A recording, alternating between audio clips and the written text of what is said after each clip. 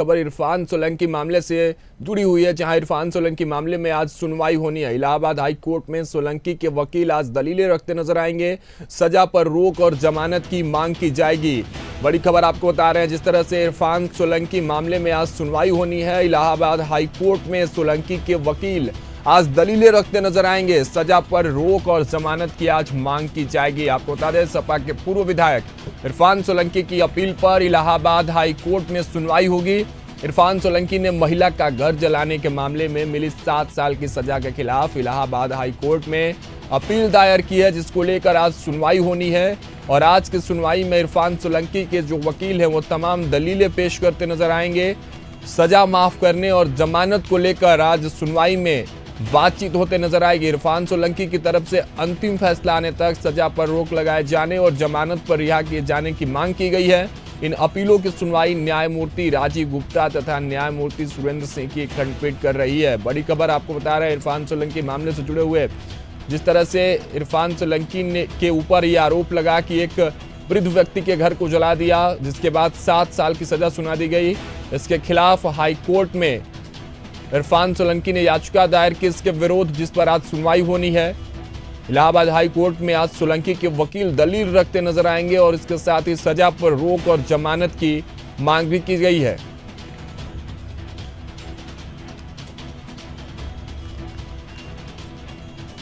तो चलिए, इस पूरे मामले पर तमाम जानकारियों के साथ हमारे सहयोगी राशिद सिद्दीकी जुड़ चुके हैं। राशिद का रुख करते हैं। राशिद, देखिए, जिस तरह से इरफान सोलंकी मामले में आज हाई कोर्ट में सुनवाई है, जमानत और सजा पर रोक को लेकर यह सुनवाई होनी है, क्या कुछ जानकारी है इस विषय में?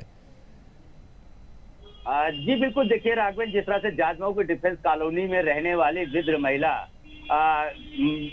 नजीर फातिमा की झोपड़ी में आग लगाने का जो मामला था, उसके बाद लगातार इस पूरे मामले में राजनीति गरमाई थी और उसके बाद से ही यूपी सरकार इस पूरे मामले में लेकर जिस तरह से सख्त नजर आई। और जाहिर सी बात है, 7 साल की जो सजा है वो मिली थी और इस सजा को कम करने के लिए, इस सजा को खत्म करने के लिए लगातार इरफान सोलंकी जो वकील हैं लगातार कोर्ट का दरवाजा खटखटा रहे। कई दलीलें इस पूर्व में भी पेश कर चुके हैं। हालांकि आज जिस तरह से आज फैसला आना है, साफ तौर पर उसको बड़ा अहम फैसला माना जाएगा, क्योंकि देखिए कहीं ना कहीं तो उपचुनाव है और ऐसे में मौजूदा विधायक रहे इरफान सोलंकी, उसके बाद जब सजा हुई, उनकी सदस्यता रद्द हो गई। उसके बाद जिस तरह से उनकी पत्नी को प्रत्याशी के तौर पर हालांकि उतारने की बात चल रही है।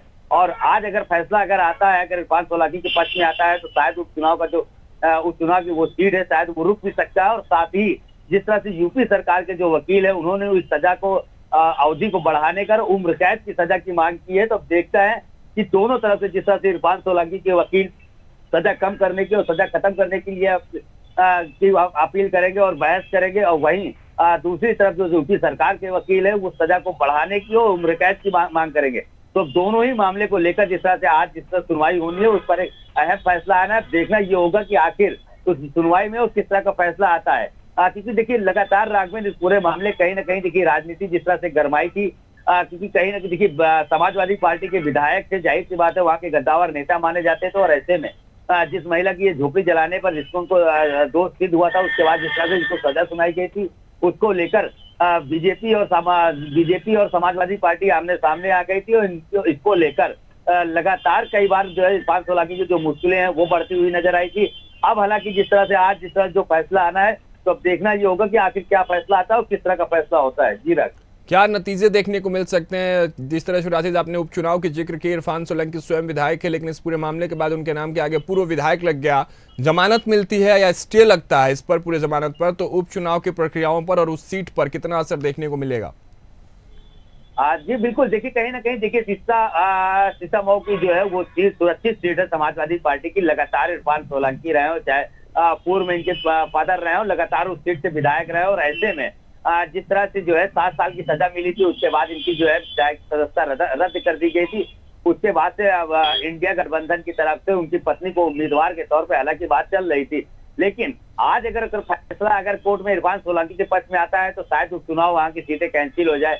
लेकिन जिस तरह से यूपी सरकार ने भी कई ऐसे पुख्ता सबूत लेकर आज वो कोर्ट के सामने पेश होने वाली है, जिसको लेकर इनकी सजा बढ़ाने की मांग की है। तो वहीं इरफान सोलंकी के जो वकील हैं, उनका साफ तौर पे कहना है कि जिस तरह से जो कोर्ट में जिस तरह से जो है स्थानीय पुलिस ने पेपर पेश किया है, जिस तरह से उन्होंने गवाही ली है, तो इन सब चीजों को आज वो चुनौती देते हुए कोर्ट के अंदर नजर आएंगे। तो अब सवाल सबसे बड़ा है, देखिए कहीं ना कहीं से अगर कोर्ट का क्या फैसला आता है, कोर्ट के निर्णय के बाद ही इस पर तरीके से निकल कर आएगा कि इनकी सजा खत्म होती है या यूपी सरकार के वकील की तरफ से इनके जो है इनकी सजा को बढ़ाई जाती है।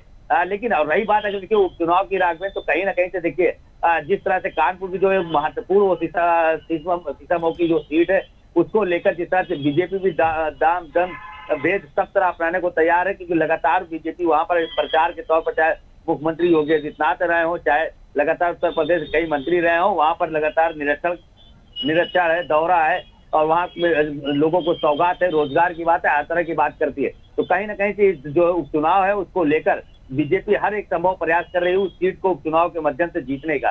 तो अब देखने वाली बात यह होगी कि अगर आज का कोर्ट का फैसला क्या आता है। अगर कोर्ट का निर्णय अगर इरफान सोलंकी की तरफ जाता है तो जाहिर सी बात है वो सीट को कैंसिल करना पड़ेगा, उनकी सदस्यता को बहाल करना पड़ेगा। और अगर कोर्ट अगर सजा बढ़ाती है या समय सीमा बढ़ाती है तो एक मुश्किल इरफान सोलंकी के लिए जरूर खड़ी होती हुई नजर आएगी। ठीक है, बने रहिएगा हमारे साथ राशिद, और तमाम खबरों पर आपका रुख करते। लेकिन ये खबर इरफान सोलंकी मामले से जुड़ी आपको बता रहे थे, जहां इरफान सोलंकी की याचिका पर आज हाई कोर्ट में सुनवाई। हालांकि एमपीएमएलए कोर्ट में उन्हें 7 साल की सजा सुना दी गई थी। उस पर तमाम आरोप लगाते हुए इरफान सोलंकी और उनके वकील हाईकोर्ट पहुंचे थे। हाईकोर्ट का दरवाजा खटखटाया था जिसमें आज सुनवाई होनी। हालांकि अभी देखना होगा कि आज जब हाईकोर्ट में सुनवाई के बाद फैसला क्या कुछ आता है, और ये फैसला कहीं ना कहीं उपचुनाव के मद्देनजर भी काफी अहमियत रखता है। जिस तरह से लगातार इसमें सियासी गर्मियां भी देखने को मिली, तमाम पार्टियां, चाहे वो भारतीय जनता पार्टी हो, समाजवादी पार्टी हो, उसको लेकर चर्चा करती रही है और वो उस उपचुनाव को लेकर उस सीट पर दोनों पार्टियां एक्टिव है।